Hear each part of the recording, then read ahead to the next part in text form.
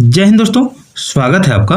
आज के जेटेड क्लास में हम लोग देखेंगे बाल विकास यानी सीडीपी से पूछे गए महत्वपूर्ण प्रश्न को मैं लेकर आया हूं। यह सारे प्रश्न यूपी टेट में पूछे गए हैं। तो चलिए स्टार्ट करते हैं और देखते हैं कि किस तरह का प्रश्न पूछा जाता है। चलिए, पहला सवाल है कि संकलनात्मक परामर्श के जन्मदाता कौन है? तो इसका आंसर होगा थॉर्न। कौन होगा? थॉर्न। संकलनात्मक परामर्श के जन्मदाता थॉर्न है। ठीक है, इनका एफसी थॉर्न याद रखिएगा, एफसी थॉर्न भी लिखा रह सकता है। दूसरा, किंडरगार्टन विधि का प्रतिपादन किसने किया था? किंडरगार्टन विधि का प्रतिपादन किसने किया था? तो देखिए, किंडरगार्टन प्रतिपादन प्रणाली के जो प्रतिपादक थे, ठीक है, ये आपका फ्रोबेल थे। कौन थे? फ्रोबेल।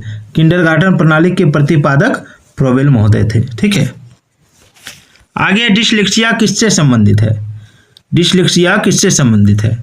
तो डिसलेक्सिया पढ़ने संबंधी समस्या से संबंधित है। ठीक है, और डिस्ग्राफिया जो है ये आपका लेखन संबंधित है। जो आप लिखते हैं, ठीक है, उसमें अगर उल्टा लिखते हैं, बी का डी लिखते हैं, डी का बी लिखते हैं, ठीक है, तो वो आपका डिस्ग्राफिया होता है। ग्राफ से याद रखिएगा, ग्राफ से याद रखिएगा, ग्राफ जो होता है, ठीक है, ग्राफ मतलब यहाँ पे याद रखिएगा लिखने वाला काम। और डिस्प्रेक्सिया जो होता है, ठीक है, डिस्प्रेक्सिया जो होता है आपका लेखन संबंधी समस्या कहलाता है, डिस्प्रेक्सिया या डिस्ग्राफिया। उसके बाद है पढ़ने संबंधी जो समस्या है वो आपका डिसलेक्सिया है। ठीक है, और गणितीय कौशल संबंधी जो समस्या है गणित से, वो आपका डिसकैलकुलिया है। और मौखिक रूप से सीखने की अक्षमता अफेजिया या डिस्फेजिया होता है। ठीक है, याद रखिएगा। छात्र के अवांछित व्यवहार के संशोधन हेतु सबसे प्रभावी विधि कौन सी है? छात्र के अवांछित व्यवहार के संशोधन हेतु सबसे प्रभावी विधि कौन सी है?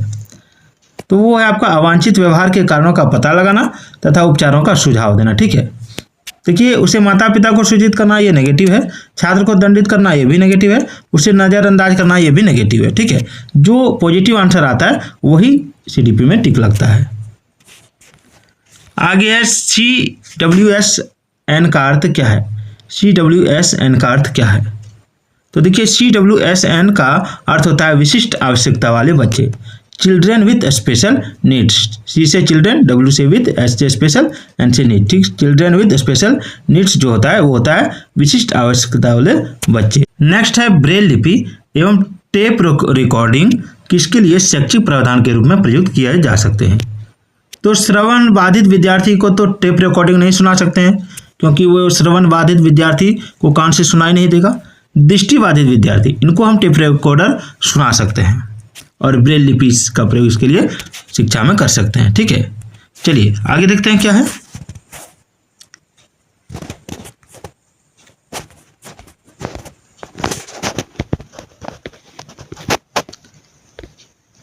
अगला सवाल है कि मनोविज्ञान शाला उत्तर प्रदेश कहाँ स्थित है? मनोविज्ञान शाला उत्तर प्रदेश कहाँ स्थित है? तो ये हो जाएगा आपका इलाहाबाद में। 1942 ईस्वी में इलाहाबाद में एक मनोविज्ञान निर्देशन ब्यूरो स्थापित किया गया। यह कार्य आचार्य नरेंद्र देव की अध्यक्षता में किया गया था। ठीक है, ये इलाहाबाद में है। चलिए आगे, निम्न में से कौन सा परामर्श का एक तत्व नहीं है? वृत्तिक वृद्धि, साक्षात्कार, विश्वास या संप्रेषण। तो इसका आंसर होगा ऑप्शन ए। परामर्श का तत्व साक्षात्कार, विश्वास और संप्रेषण होता है। ठीक है, और वृत्तिक वृद्धि इसमें सम्मिलित नहीं होता है।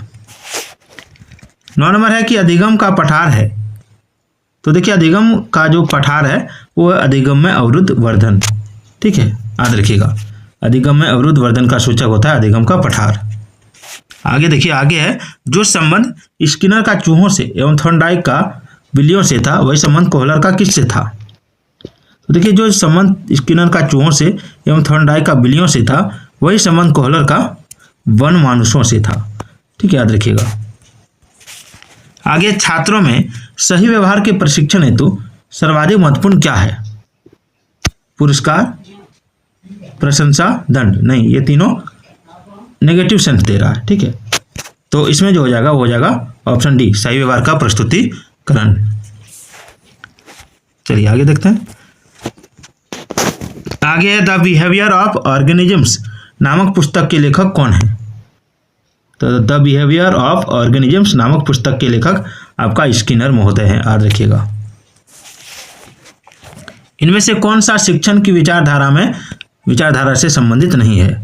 तो शिक्षण की विचारधारा से संबंधित नहीं है डेविड ह्यूम, याद रखिएगा। दोस्तों 14 नंबर सवाल देखिए। 14 नंबर सवाल है कि समस्या समाधान में लक्ष्य प्रवणता के संप्रत्यय को किसने प्रस्तावित किया था?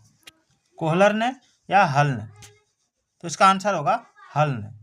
ठीक है, समस्या समाधान में लक्ष्य प्रवणता के संप्रत्यय को हल ने प्रस्तावित किया था, याद रखिएगा। चलिए आगे बढ़ते हैं।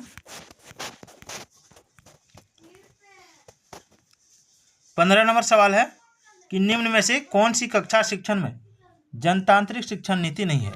निम्न में से कौन सी कक्षा शिक्षण में जनतांत्रिक शिक्षण नीति नहीं है? तो इसका आंसर होगा व्याख्यान। व्याख्यान जो है कक्षा शिक्षण में जनतांत्रिक शिक्षण नीति नहीं है। देखिए प्रैक्टिस सेट आपको बहुत आगे बढ़ा सकता है, इसलिए प्रैक्टिस पूरा कीजिए। निम्न में से कौन सा शिक्षण अधिगम का स्तर नहीं है? तो देखिए शिक्षण अधिगम का जो स्तर है वो आपका स्मृति स्तर है, अवबोध स्तर है, परावर्ती स्तर है, लेकिन दूरवर्ती स्तर ये नहीं है। ठीक है, याद रखिएगा। शिक्षण अधिगम का स्तर है स्मृति स्तर, मेमोरी लेवल, अवबोध स्तर यानी अंडरस्टैंडिंग लेवल, परावर्ती स्तर यानी रिफ्लेक्टिव लेवल, लेकिन दूरवर्ती स्तर शिक्षण अधिगम का स्तर नहीं है। आगे है निम्न में से कौन सा फ्लेंडर की अंतःक्रिया विश्लेषण प्रणाली से संबंधित नहीं है? तो फ्लेंडर की अंतःक्रिया विश्लेषण प्रणाली से आपका शिक्षक कथन संबंधित है, छात्र कथन संबंधित है, मौन भी है, लेकिन अभिभावक कथन ये संबंधित नहीं है। ठीक है, अगला सवाल है कि निम्न में से कौन सी समावेशी शिक्षा की विशेषता नहीं है? देखिए समावेशी शिक्षा एक सतत प्रक्रिया है या कोई उपार्जित अवस्था या उत्पाद नहीं है, ये सही है, ये इसकी विशेषता है। ठीक है, यह केवल विशेष आवश्यकता वाले छात्रों के सीखने में अभिवृद्धि करती है, ये देखिए यही विशेषता इसकी नहीं है। इसमें क्या होता है कि समावेशी शिक्षा में सामान्य और विशेष आवश्यकता वाले दोनों छात्र इसमें होते हैं। ठीक है, या दिव्यांग बालकों की देखभाल से उनकी शिक्षा और व्यक्तिगत विकास की ओर सेवा में बदलाव है, या सभी विद्यार्थियों की क्षमता को अधिकतर स्तर तक बढ़ाना चाहती है, इसकी विशेषता है। और समावेशी शिक्षा का अर्थ विभिन्न अक्षमता वाले बच्चों को नियमित कक्षाओं में अन्य बिना किसी अक्षमता वाले बच्चों के साथ शामिल करने से लगाया जाता है। चलिए 19 नंबर है कि हम करके सीखते हैं किसने कहा था? डॉक्टर मिस ओकम, सिम्पसन या कॉल्सेलिंग? हम करके सीखते हैं ये कहा था आपका डॉक्टर मेस ने। ठीक है, आगे संभाषण में अर्थ की लघुत्तम इकाई क्या है? तो ये है आपका रूपग्राम। ठीक है, शिक्षण की अंतःक्रियात्मक अवस्था में मुख्य संक्रिया होती है, क्या होती है? तो क्रिया और प्रतिक्रिया की, निदान की, प्रत्यक्षीकरण की, यानी ऑप्शन डी हो जाएगा उपयुक्त सभी, याद रखिएगा। शिक्षण की अंतःक्रियात्मक अवस्था में मुख्य संक्रिया, क्रिया तथा प्रतिक्रिया होती है और इसके माध्यम से शिक्षण कार्य संपन्न होता है। चलिए 22 नंबर सवाल देखिए।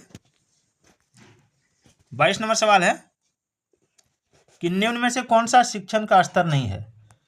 तो देखिए शिक्षण के 3 स्तर हैं, स्मृति, बोध, ठीक है, और चिंतन। ये जो वर्णन है ये शिक्षण का स्तर नहीं है। शिक्षण का 3 स्तर है, स्मृति, बोध, चिंतन। ठीक है, अगला देखिए शिक्षण विधि का चयन करते समय निम्न में से किसको ध्यान में रखने की आवश्यकता नहीं है?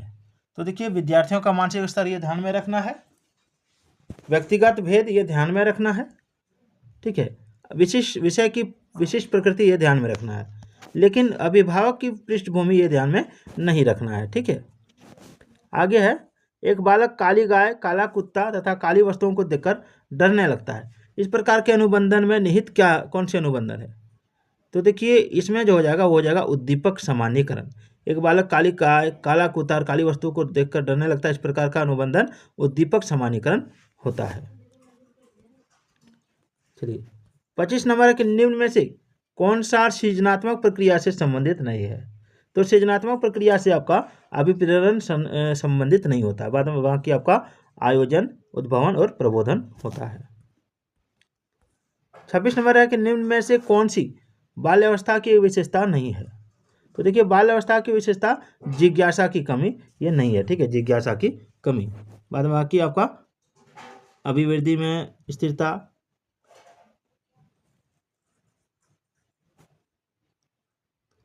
सामूहिकता की प्रबलता और समूह एवं खेल में सहभागिता ये इसकी विशेषता है, और जिज्ञासा की कमी ये इसकी विशेषता नहीं है।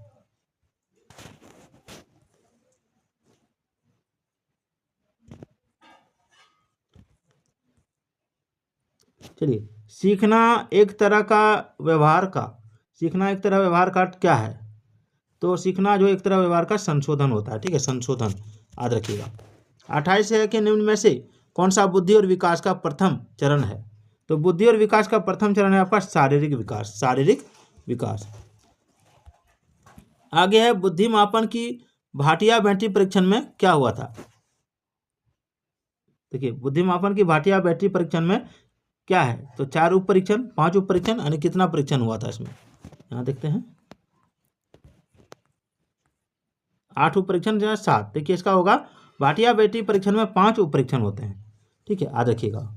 Course block design test 1, pass along test 2, pattern design test 3, immediate memory test 4, picture construction test 5, ठीक है। देखिए, स्किनर बॉक्स का प्रयोग किया जाता है। स्किनर बॉक्स का प्रयोग किसके लिए किया जाता है? तो स्किनर बॉक्स का प्रयोग किया जाता है प्रसूत अनुबंधन के लिए, ठीक है। तो वीडियो कैसे लगी कमेंट जरूर कीजिएगा। हम लोग इसी तरह यूपी टेट का और एमपी टेट का और एस टेट का, बिहार टेट का, सबका और सी टेट का भी बाल विकास को देखेंगे, ताकि आपकी परीक्षा पूर्ण रूप से कंप्लीट हो सके। तो फिर मिलते हैं एक नए वीडियो के साथ।